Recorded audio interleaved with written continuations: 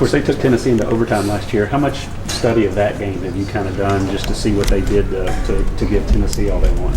Well, they pretty much was in every game they played this year. I mean, last year, besides like the Miami game. But like other than that, like I watched all the games. I'm watching all of them, still in the process. But I think they're a great team. We got to just come ready to play. Do you think they'll try to chew up the clock a little bit and shorten the game as far as possessions go, kind of like they did with Tennessee? Well, they love to run the ball. That's just what they do on offense. So you just gotta. That's what they did all last year. So you just gotta expect that going into the game. So we're expecting them to try to run the ball and what they do best. How do you prepare for that rushing attack? I mean, they put up 184 rushing yards on Tennessee. What do you guys do to kind of prepare for that? You just got to be disciplined. Everyone just has to do their job, and you just have to stay home, not try to make too many plays, be greedy. Just do what you're supposed to do, and everything else will take care of itself as far as that. What makes their running backs so good? He's an awesome back. He's a one-cut downhill runner, and I feel like the system that he's playing in is perfect for his style, and I think he's an awesome player. Coach Smart called him an SEC caliber back. Do you see the same thing on film? I definitely do. Like I can tell like he belongs. If he actually could, he could be playing in the SEC right now. I can see that clearly. What do you make of Lamb as a runner?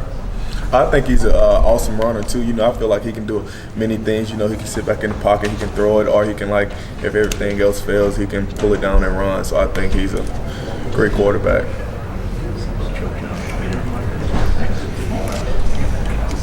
What does playing a team like Tennessee close do for a program in terms of just establishing who they are and how they can play? Well, I never take any, going into any game, I don't take any team lightly. So, regardless if they play Tennessee close or Georgia Southern close, whoever it is, I think they're an awesome team, and I've watched them play, and they got some really good players on both sides of the balls, and I'm just excited for the opportunity to be able to, play them, and I think it'll be a pretty good game. Did you watch that Tennessee game? I actually did watch some of it. I was actually, I remember it actually. What stands out about looking back? What were you thinking when you were watching them go to overtime? Well, I thought they came out. They believe like crazy up there, and they believe that they can beat any team that they step on the field with. So that's half of the battle. They're just believing, and then they actually play some good ball as well. You were probably pretty young, but were you aware of that App State Michigan game in App State up 7? I actually did. I did remember that up in the big house. I remember the quarterback. He's still with the Carolina Panthers now, Edwards, something like that. I remember the quarterback from years ago. Did you watch it? I don't remember if I actually watched it, but I also remember the highlights of the game though. Monty Edwards. Monty Edwards, that's what it was.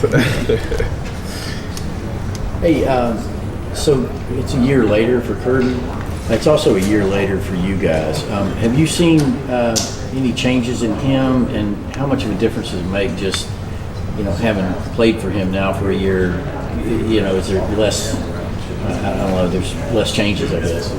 Well, first year, just your first year knowing someone, it's a bit different, because you actually don't know what they're doing in certain situations. But I feel like after a year just being in his system, you kind of know what he's going to do in certain situations. And I think it's also a year that we've had to actually grow closer as a bond, bring a closer bond amongst each other. And I just feel like that's awesome, just having an extra year with him. And now rolling into the second year, I think sky's the limit with him.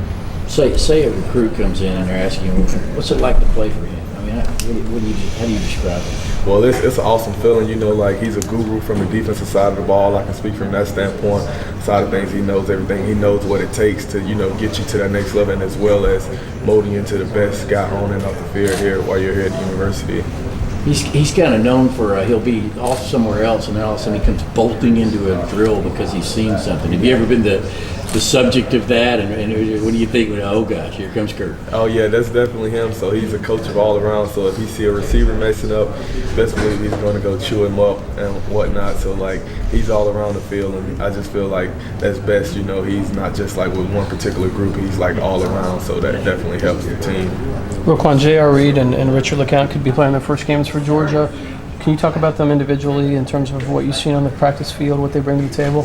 Yeah, I think both of those guys are phenomenal players. I feel like JR, he transferred in last year, awesome guy.